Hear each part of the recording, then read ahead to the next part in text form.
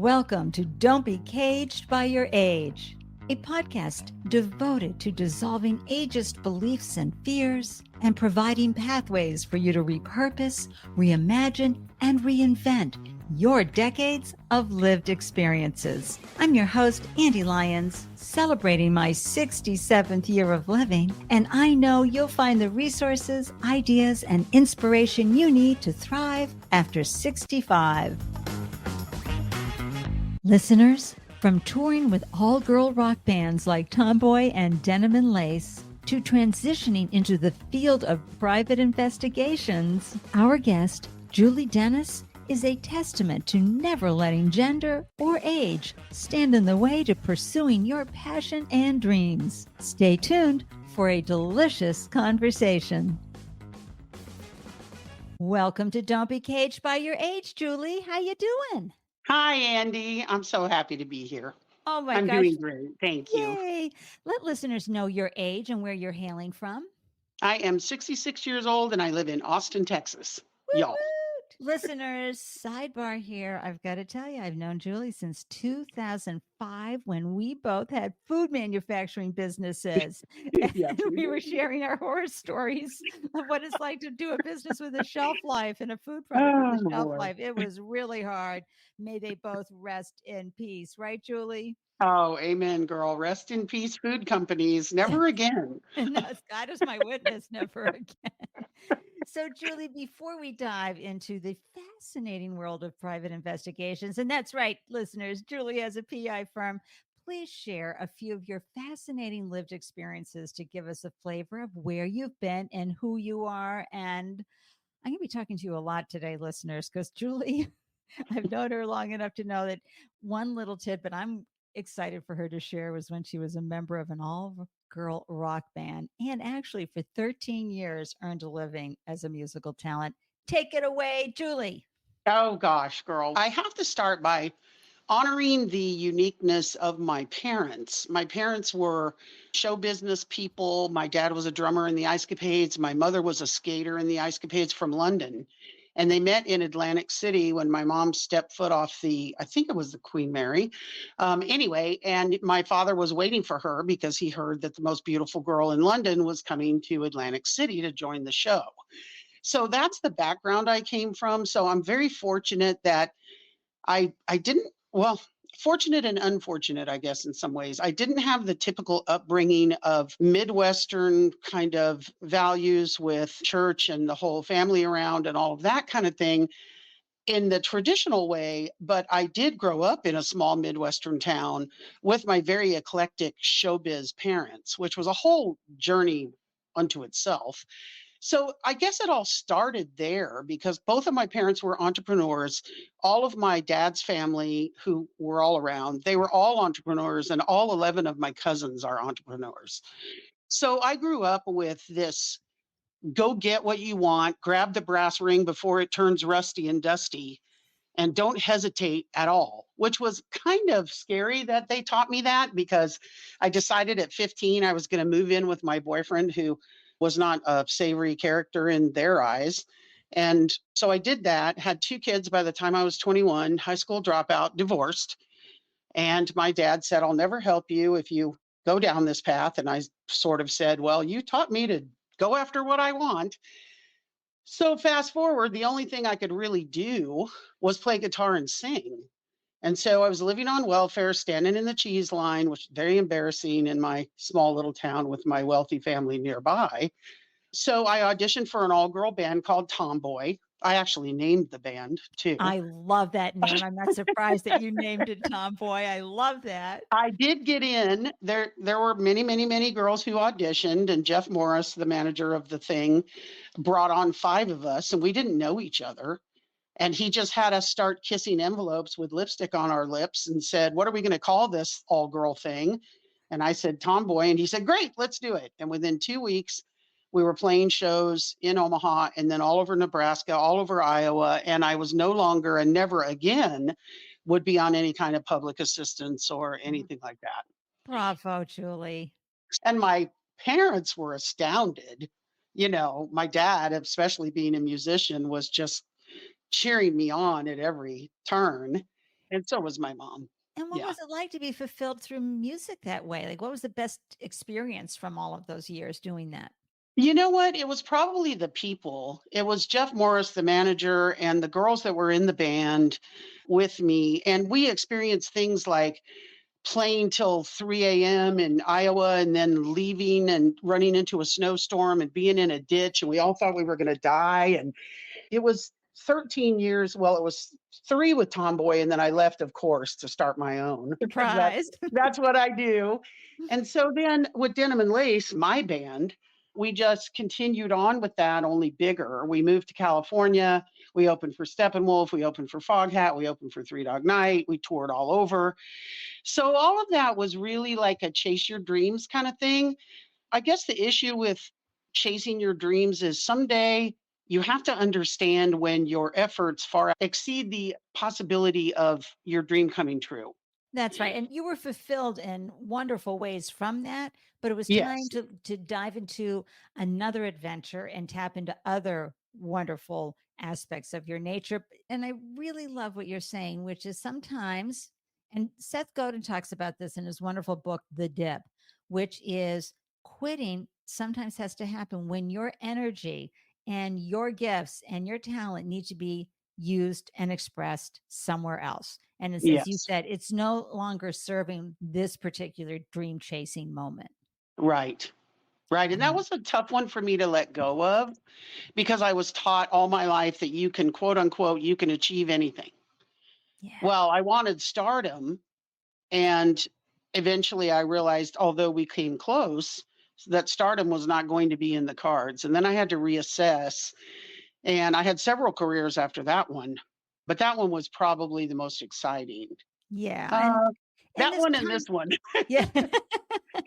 So fast forward, because I remember you were a grandmother at a very young age, 36. 36. So now you're moving forward. As you were looking down, and you've seen plenty of representation around your generation, watched our parents and grandparents age. And when you were entering into your fifth decade, into your 50s, what were you thinking that this time period would be like now in your 60s? Oh my gosh. Well, I was freshly married at 50. And my plan was because I'd had several careers, I'm sure you remember, I was just sort of going to kick back and do genealogy. I mean, James made great money. We were living in Houston. He was in oil and gas, and he just bought me this beautiful new house.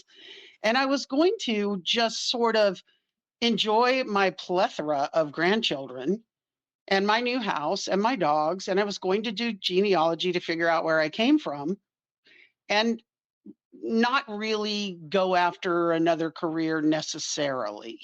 Right. I mean, maybe genealogy could have turned into forensic genealogy. And then, of course, Henry Louis Gates would have been on the phone with you. Can you help us find It out where? probably would have. It probably would have until, private investigations just, I say it fell in my lap, but it was really a series of what I think of as cosmic interference or something like that. I don't know what you would call it. Maybe it was a godly thing where a series of events that happened where my son and I were in a custody battle to save my grandson. And through that, I hired a private investigator.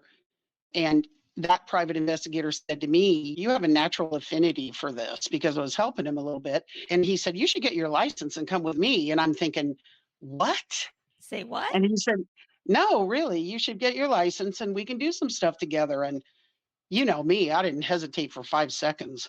Oh, I sure. got my What do I need? license and Was it I, hard I to get? quickly I quickly discovered that that was not the company that I wanted to be with at all. And so, of course, I left for a bigger, better opportunity. And I ran that company for about 5 years. And then my lead investigator there and I decided to branch off and start our own 10 years ago. And that was when we started Lighthouse. Oh my gosh, Julie. Was it hard to get a PI license? Not really. You had to take a test. At the time, it was actually harder than it is right now. You had to take a test and you had to not be a criminal and you had to follow some regulatory hoops to jump through, but not terribly. The hardest part of being a private investigator in Texas is having someone take you on. You can't just decide to do it. You have to have an agency sponsor you. Oh, so it's like stockbroker. You can't just be a broker. You have to be under the umbrella of a Yes. company. Yes. Wow. So when this guy said, I want you to get your license and come with me, that was what kicked the door open for me. Wow.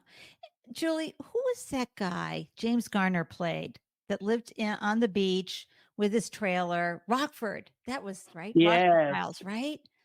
Yes. That's where I go when I think of PI. Listeners, where do you go in your head of fantasy Sherlock PI from Holmes. watching TV? Yeah, Sherlock Holmes. Well, that's a whole nother level for sure. I love that you go there, the neurodiverse brain, Yes, private absolutely. investigation. I love that. And so, how has this worked and transitioned as you have transitioned into a woman who is in her 60s with this thriving business? How has it been? How has the work been? Talk a little bit more of how you help people. Well, it's been the funnest thing that I have ever done. And I have to give props to my partner, Cindy Taylor. I am traditionally and inherently not very adept at admin stuff. I sort of would rather have root canal than deal with admin stuff.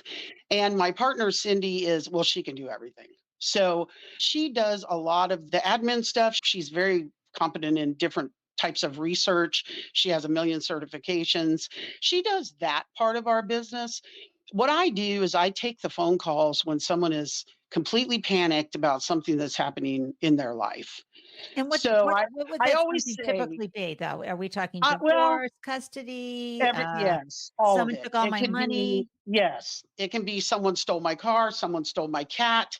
I think my husband is a drag queen. You name it, we've had it. Every kind of air search, every kind of bio parents or children, every kind of missing persons, personal injury, murders, crimes, all of it. Oh We've my. done every kind of case. And what I tell people is no one calls me when they're having a good day. Let's talk about this a little more though, because like what lights you up about this? I've known you, of course, for 20 years. So I know that this just tickles you every single day because not only are you such a problem solver for this area, we're going to fix this. You are, Wonder Woman with the sword out there in the world, and you always have been. But also, you have a great discerning brain. You have a great, what I would call a BS filter. So you'd know when somebody is hiding, lying, bullshitting, all of those. Yes, it's true. I will say that when most of the time when people call me, like I said, they're not having a good day, they're in a panic, they're usually crying, or they're super angry because their dog got stolen by the crazy neighbor or something like that. So the first thing that they get with me is a ton of empathy. No matter what it is, even if I have never experienced it in my own life, I seem to have, and I don't attribute it to myself. I really feel like I'm a good conduit for higher, I don't know what you'd call it. You could call it You're God, you could call it light in the world. You're light in channeling. the world. Yep. Light in the world. I hope to bring whatever light there is to people when they're in their darkest Yeah. times. And that So, empathy comes from your own incredibly intense lived experiences where you have experienced it all. So it may not be exactly what that person's going through, but you can hold their hand, tap into your own dark days and go, yeah, I know what you're feeling and what you're going through, and I'm going to help you get out of it. yeah, I think I've always been my mom said as a little kid, I was very intuitive about when my cousins were upset. I remember my older cousins even coming to me crying about things, and people in school would tell me things that they hadn't told anybody else. So I think part of that is just the way it is, I guess, with some people, Yeah, it And is. No, so and that's a it's great use of your gift. I'm so grateful. Let's talk a little bit because women listeners, you know that we've dealt with sexism for decades. And now you're in what even though there's that hit show with those women detectives, you are in a predominantly male industry, I believe. Is that true? Or did things Oh, change? yeah, no. Oh, yeah. Yeah, No, heavily male dominated. it's true, And now yes. you're going to Mhm. get coupled with, well, how can you help me? You're old. So let's talk a little bit about both of that. The sexism that probably happens because I don't want a woman trying to help me. What do you know? Coupled with, well, what do you know, Granny? And some of those ageist type of comments. How does that work for you? Well, it's interesting. I don't normally feel that many of my callers are very misogynistic Hmm. or chauvinistic or whatever, what have you, because my my dad used to say there's no such thing as atheists in foxholes. Like I said, when people call me, they're desperate. They're not having a good day. And most men, even your most powerful, misogynistic men, don't normally tell people when their wife is cheating or something is going on. So right away, they are vulnerable when they come to me. And so I get a lot of respect. I would say 98% of the people that call me defer to my experience and my problem solving abilities. And they can tell right away that I've been doing this for a long time and that I want nothing but the best for them. So I really haven't experienced a lot of sexism in this field, although I might if I were out there going to, associations and conventions and all of that where Or if it's you're representing a large primarily law firm or a right, right, corporation. where Yeah. it's primarily men. And to tell you the truth, Andy, I have never let the fact that I am a woman stop me from doing one single thing. All the careers I've had are mostly male dominated careers. And so it kind of never occurred to me that I couldn't do everything. I love that about you, Julie Thanks, mom Dennis. and dad. Thanks, mom and dad. You had great representations from all the entrepreneurs in your family who said, yeah, I know, high chance of failure. We're still doing this. And then And the let's, ageism part. The yeah, ageism part, I guess I'm pretty savvy about the way that I do things physically. So I'm 66 and I have quite a few health challenges. I've got pretty severe arthritis and I've got glaucoma. I don't talk about it very much, but I've lost about half my vision. So I don't drive anymore and I don't do a lot of things that people would take for granted. Like I don't go out much because I'm so happy at home. And so I do most of my business. Well, I do pretty much 100% of my business on the phone, talking to people, lining out investigations, talking to my partner every day, figuring out what our hit list is. And I know that I have young energy. So unless somebody asks me or I decide to volunteer that I have grandchildren and that kind of thing, they have no idea how old I am. I love this, Julie. And listeners, you may remember in episode 8, Sandra Allison, who has the resume services business. Same thing. She can do all her work from home. She's lost half her vision. She's got can barely walk. But boy, does she have a thriving business, just had to hire someone else. So I love this as an example of something someone over the age of 60 can do. Are there any age barriers in getting a license? No, Okay, no. so and then folks, this is what's so great. If you have sat there and thought, I've always wanted to do this, or even if you wanted to pull on that thread, be sure to reach out to Julie. She can give you some advice on wherever you're located, how you can get started, etc. Because I think this is a wonderful, exciting avenue of an industry that is something we can do as we're aging with limitations that we have in physical and we can't get around as much, but still help people and still feel on purpose if that's what floats your boat, right, Julie? Well, that's true. And investigations has really changed over the last 15 years, 20 years, and that it used to be solely surveillance based, really, maybe the occasional little shallow background check. But nowadays, probably half of our investigations are digital. Right.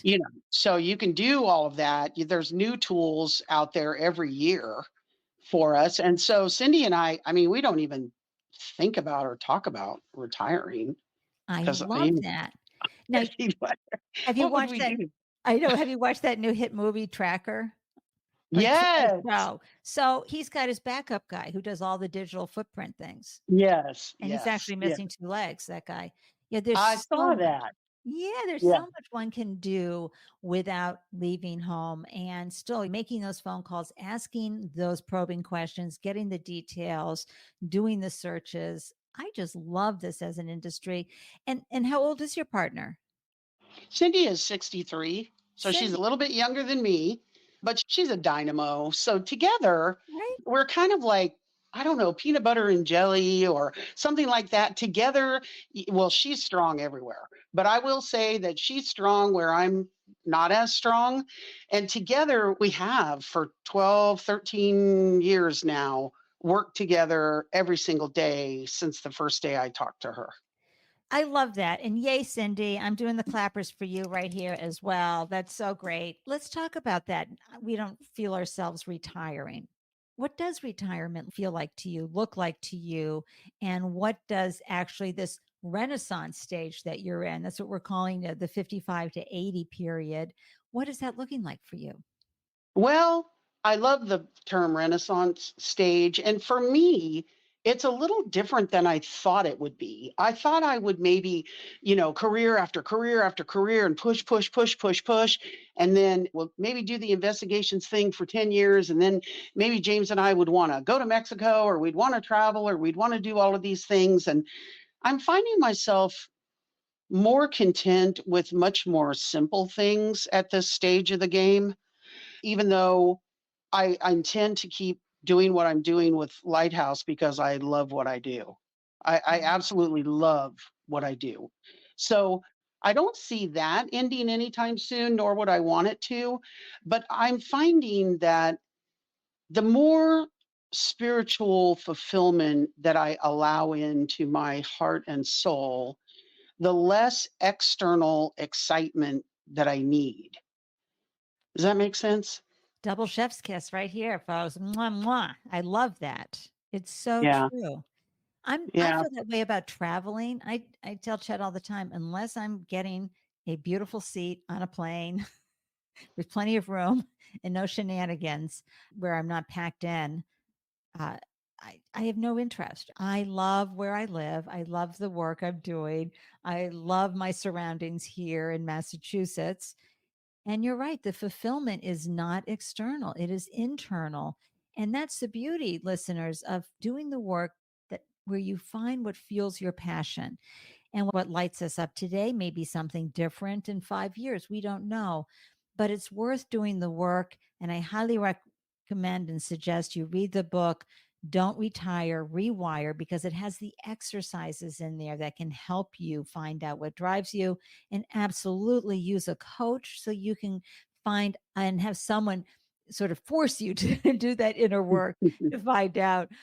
Sometimes some of us are self-directed, but most of us are not. So that's why the coaches can really help us get to finding out what threads we want to pull on until we find what it is that'll suit us. And I get very jazzed about what you're doing at Lighthouse. Tell us more about how people can connect with you, Julie. How do they find you? What's your website? Well, the best way is probably the website, which is www.lighthouseInvestigationsAustin.com. Perfect. Perfect. They can find us there, or they can Google us. If you put in Lighthouse Investigations, Austin, you'll see all of our reviews on Yelp and Google and Better Business Bureau. We're very well thought of in the Austin area, and I take that to heart. I was raised with a work ethic that is go the extra mile, do your best, do better than your best. If you're not 15 minutes early, you're late. This is how my parents were. So I've tried to instill this in my children and grandchildren that it's so important to absolutely go the extra mile and do your best for whatever career you're in, even if you're washing dishes. It's just important for your own internal self-esteem. That's right. It You really is. know? Yeah. I love that, Julie. And so, listeners, I'm going to have all those links in the show notes and all the ways you can connect with Julie. Do you only do investigations in the Austin area?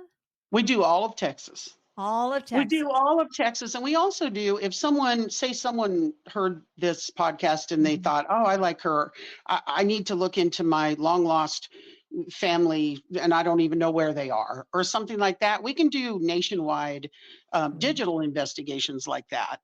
Oh, good. That's great to know. Also, I just love the idea that we can send folks to you who might be interested in this career approach, Julie, because mentoring other folks in our industry is always a wonderful and fulfilling thing to do. What advice do you have for folks to help them? Because you've always got great nuggets to help them from being caged by their age. And we know this is a limiting belief, folks. We were indoctrinated, boomers and Gen Xers, to look at this time in our life as pastures. Just go out there. Retire means walk away. We don't want you to walk away unless you're feeling really called to do that. We want you to be on purpose. Most humans need to be on purpose.